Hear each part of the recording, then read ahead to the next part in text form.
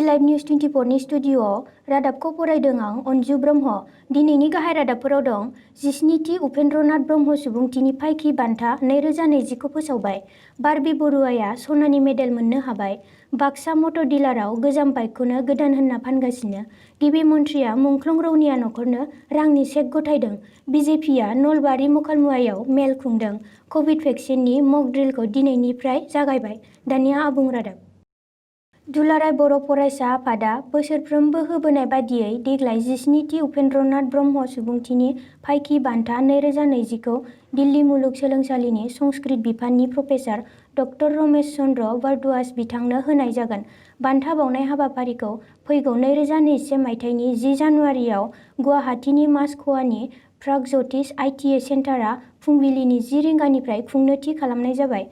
बान्था बावनाय बे हाबाफारियाव दुलाराय बर' फरायसा आफादनि मोनफ्रोमबो जिल्ला आफादनिफ्राय बाहागो लानो थाखाय मिरु एबसुनिफ्राय खावलायदों। सनितपुर जिल्लानिफ्राय हादरारि मार्शेल आर्ट गेलेनायाव बारबि बरुवाया सनानि मेडेल मोननो हाबाय। जामुगुरि हाटनि पातलरचुक गामिनि बारबि बरुवाया मैया बायहाटा सारियालियाव जानाय 24 केजि केटेगरियाव गेलेयो। चाइनिज शाओलिन कुंफु फेडारेशनआ बे बादायलायनायखौ होदोंमोन। मख'नो गोनांदि बे बादायलायनायाव आसामनि अनगायै गुबुन गुबुन जायगानि गेलेगिरिफोरबो फैदोंमोन। लोगोसे 2021 फैगौ गोदान बोसोराव गुजरातआव जानो गोनां बादायलायनायावबो गेलेनो सायख'जाबाय। मिथिनाय बादिब्ला बारबि बरुवाया दादुल बरुवानि उन्दैसिन फिसाजो आरो बियो हली चाइल्ड इंलिश फरायसालिनि थाखो 3आव फरायगासिनो। মা হিচাপে ক'বলগীয়াখিনি ভাল লাগিছে। তাই ইমানখিনিলৈ ইমান সৰু ছোৱালীজনী যে ইমানখিনি আগবাঢ়ি গৈছে আৰু তাই টুপিয়াত আজি আগৰটো দেওবাৰে হৈছিলে তাতো তাই জিকি গৈছে। জিকি গৈ এতিয়া বাইহাটা চাইডত 42তম অসম ভিত্তিত তাই সোণৰ পদক অৰ্জন কৰিছে। এতিয়া নেশ্যনেল গেমৰ কাৰণেও তাই নিৰ্বাচিত হৈছে। এইটো গুৱাহাটীত হ'ব বুলি শুনিছোঁ। তাৰপিছত আশা ৰাখিছোঁ আৰু যাতে আগবাঢ়ি যায়। তাই কিমান বছৰৰ পৰা এইটো যি কংফুৰ প্ৰশিক্ষণ কিবা কৰি আছে? তাইক 5 বছৰ বয়সতে দিয়া হৈছিল। 5 বছৰ পৰা ন? এই নাৰায়ণ শৰ্মা ছাৰৰ ওচৰত দিয়া হৈছিলে। নাৰায়ণ শৰ্মা। আৰু তেনেকুৱা আপোনালোকে কিবা আশা কৰিছে নেকি তাইৰ? আশা কৰিছোঁ তাই যাতে নিশ্চয় ৰাষ্ট্ৰীয় পৰ্যায়ত যিটো নিৰ্বাচিত হৈছে তাৰ বিষয়ত কিবা ক'ব নেকি? তাৰ বিষয়ে এইখিনি আগবাঢ়ি যাওক, যাতে ৰাষ্ট্ৰীয় পৰ্যায় বা ইণ্টাৰনেশ্যনেলৰ হেৰিয়তো আগবাঢ়ি যাওক সেইখিনিকে বিচাৰিছোঁ। আৰু আপোনালোকৰ সম্পূৰ্ণ সহায় এইখিনিত সম্পূৰ্ণ আছে। তাই এইটো ঘৰত তেওঁ কিমান ঘণ্টা অনুশীলন কৰে? ঘৰত অনুশীলন बाक्सा जिल्लानि गरेश्वराव थानाय हिर'नि बाक्सा मटर्स डिलाराव गोजाम बाइकखौनो गोदान होननानै फानगासिनो दं। बाक्सानि बिपुल देखाया 6 मेआव केश रां होनानै ग्लेमार DRS IBS बाइकखौ बायो। गारिखौ लांखांनाय उनाव रेजिस्ट्रेशन पेपारखौ होनो हायाखैमोन। उनाव मिथिबाय बियो गुबुननि मुङाव रेजिस्टार जाखानायमोन। ডিলাৰত আমি নতুন গাড়ী কিনিব আহিছিলোঁ 2020 চনৰ মে মাহৰ 6 তাৰিখে কিনিব আহিছিলোঁ। তাৰপিছত আমি গাড়ীখন নিওঁতে আমি নতুন গাড়ী কিনিব আহিছোঁ, পুৰণা গাড়ী কিনিব অহা নাছিলোঁ। আৰু তেওঁলোকেও কোৱা নাই যে পুৰণা গাড়ী বিক্ৰী কৰিম বুলিও কোৱা নাই। আৰু নতুন গাড়ীৰ দাম দিছোঁ আমি। তাৰপিছত আৰু পইচাটো আমি মানে হেৰি দিছোঁ, চেক বুকতে দিছোঁ, তেওঁলোকক কেছ পইচা দিছোঁ। তাৰপিছত ক'লে কি তেওঁলোকে গাড়ীখন লোৱাৰ পিছত চাবি দিয়াৰ পিছত আমি আহিলোঁ। তাৰপিছত ক'লে কি 15 দিনৰ পিছত পাব এখন RC-খন পাব। তাৰপিছত 15 দিনত পাই যদি আৰু 15 দিনো সোধা নাই। তাৰপিছত এমাহৰ পিছত সুধিলোঁ, RC-খন অহা নাই বুলি ক'লে। ইনজামুল হকৰ নামত আছে গাড়ীখন। এতিয়া তেওঁৰ নামত আছে যেতিয়া আৰু দেখাতহে আমি এনে কিনি আছোঁ, চলাইছোঁ গাড়ীখন। আমাৰ নামতো একো প্ৰুফেই নাই। बेखौ मिथिनाय बायगिरिया गरेश्वर थानायाव FIR होयो। मख'नो गोनांदि बे खौरांखौ सार्कोल अफिसार जनती देखाया मिथिनानै डिलारनि बिगोमाखौ सिगां बिथोन होना दोनो। डिलारनि अरिजिनेल लेखाफोरखौ देखायनो हायाब्ला डिलारखौ बन्द खालामनाय जागोन होनना खौरांगिरिफोरनिफ्राय मिथिनो मोननाय जादों।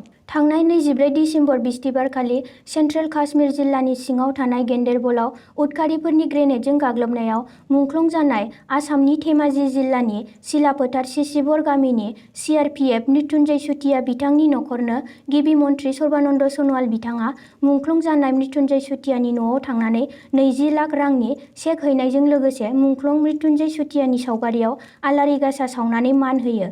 मिथिनो मोननाय बादिब्ला मुंख्लं मृत्युन्जय चुटियाया गथ'साफोरनि थाखाय पार्क खुलिनायनि सिमां दंमोन। बेनिखायनो गिबि मन्थ्रि सर्बानन्द सन'वाल बिथाङा मुंख्लं मृत्युन्जय चुटियानि मुङाव गथ'साफोरनि थाखाय गंसे गेलेग्रा पार्क खुलिनो थाखाय जिल्ला खुंगिरिखौ बिथोन होदों होनना मिथिनो मोननाय जादों। बिजेपिआ नलबारिनि मुखालमुवायाव गुबुन दोलोनिफ्राय बिजेपिआव हाबफैनायखौ बरायनाय मेल खुंदों। बे मेलखौ खुंदों बिजेपिनि बिबानगिरि बरपाक मण्डल, बरछेत्रि मण्डल आरो बरछेत्रिनि बिजेपिनि बिजाथि नारायण देखायाबो बे मेल खुंनायाव गोख्रोङै नांथाबदों। मख'नो गोनांदि बे मेलाव बाहागो लायो गुवाहाटी लकसभानि एमपि कुइन अजा, मंगलदै लकसभानि एमपि दिलीप शइकिया आरो गुबुन गुबुन बिफाननि फनि शर्मा आरो मनज बरुवा मोनहाबो बाहागो लादों। অসম চুক্তিখনৰ গোটেই বিষয়টো বিশেষ কৰি আত্মা ৬ নং দফাটো এটা বাকচত তলা মাৰি ৰাখিছে। আমি সেই বাকচৰ তলা ভাঙি এই ৬ নম্বৰ দফাৰ আত্মাটো কি আছে সেই বিষয়টো আজি অসমৰ জনতাৰ লগত পোনপটীয়াকৈ আমি আলোচনাত মিলিত হৈছোঁ। আমি কেন্দ্ৰীয় চৰকাৰৰ নিৰ্দেশত উচ্চতম ন্যায়ালয়ৰ অৱসৰপ্ৰাপ্ত ন্যায়াধীশৰ জৰিয়তে এখন সমিতি আমি গঠন কৰিছোঁ। তেওঁলোকে প্ৰতিবেদন ইতিমধ্যে প্ৰেৰণ কৰিছে। এই প্ৰতিবেদনখন উচ্চতম ন্যায়ালয়ৰ এজন ন্যায়াধীশৰ জৰিয়তে জৰিয়তে গোটেই বিষয়টো ইয়াৰ সাংবিধানিক ইয়াৰ দিশটো কি আছে, প্ৰ'জ এণ্ড কনছ কি আছে, এই গোটেই কথাখিনি তেওঁলোকে বিবেচনা কৰিব। भारतनि मोनबा रायजोआव कभिड भेक्सिननि ट्रेनिं आरो मकड्रिल होनायखौ दिनैनिफ्राय जागायबाय। आसामावबो मोननै जिल्लायाव दिनैनिफ्राय बे मकड्रिलखौ सनितपुर आरो नलबारियाव होबाय। मख'नो गोनांदि तेजपुर प्राइभेट देहा फाहामसालि, तेजपुर मेडिकेल कलेजाव, लोगोसेनो धेकियाजुलिनि शहीद मनोहर नाथ देहा फाहामसालि आरो 2 नं राङागरा साब हेल्थ सेन्टाराव मकड्रिलखौ दिनै फुंनि 9 रिंगानिफ्राय जागायजेनबाय। मिथिनाय बादिब्ला बेयाव सा 25 खामानि मावग्राफ्रा बाहागो लादों। যে শোণিতপুৰ জিলাত আজি আমাৰ ড্ৰাই ৰান চলি আছে কোভিড-19 ভেকচিনেশ্যনৰ কাৰণে। আমাৰ শোণিতপুৰ জিলাত 5 ঠাইত হৈ আছে, মানে নাৰ্ছিং হোমৰ টাইমছ নাৰ্ছিং হোমত হৈ আছে, মেডিকেল কলেজত হৈ আছে, ঢেকিয়াজুলি আণ্ডাৰত 2খন ঠাইত হৈ আছে, ঢেকিয়াজুলি CHC আৰু ৰঙাগড়া হেল্থ এণ্ড ৱেলনেছ চেণ্টাৰত হৈ আছে। তাৰোপৰি তেজপুৰ টাউনত যিখন আৰ্বান PHC আছে তাতো হৈ আছে। প্ৰত্যেক 5 ঠাইতে 25জনকৈ মানুহক আজি ড্ৰাই ৰানৰ কাৰণে আমি ৰিহাৰ্চেল কৰি আছোঁ। যিটো কোভিড ভেকচিনেশ্যনৰ কাৰণে 25জন পৰ্যন্ত তাৰমানে 125জন মানুহৰ বেনিফিচিয়াৰী আজি ভেকচিনৰ কাৰণে আমি ড্ৰাই ৰানৰ টেষ্ট কৰিম। আৰু এই প্ৰক্ৰিয়াত আমি সুকলমে কৰি আছোঁ। যিহেতু এটা নতুন ভেকচিন আহি আছে, গতিকে আমি অকণ সাৱধান হ'ব লাগে আৰু সম্পূৰ্ণ গভৰ্ণমেণ্ট অফ ইণ্ডিয়াৰ যিটো প্ৰট'কল, সেই প্ৰট'কল মতে আমি চেষ্টা কৰি আছোঁ যাতে আমি চলাব পাৰোঁ। আৰু সুকলমে সকলোখন চলি আছে ধুনীয়াকৈ। আশা কৰোঁ কোভিড ভেকচিন সঁচাকৈ আহিব, অহা জানুৱাৰীত আহিব বুলি আমি আশা কৰি আছোঁ। আহিলে আমি সুন্দৰভাৱে সকলোকে দিব পাৰিম। दिनैनि रादाबा एसेनोसै, गोजोन्थों।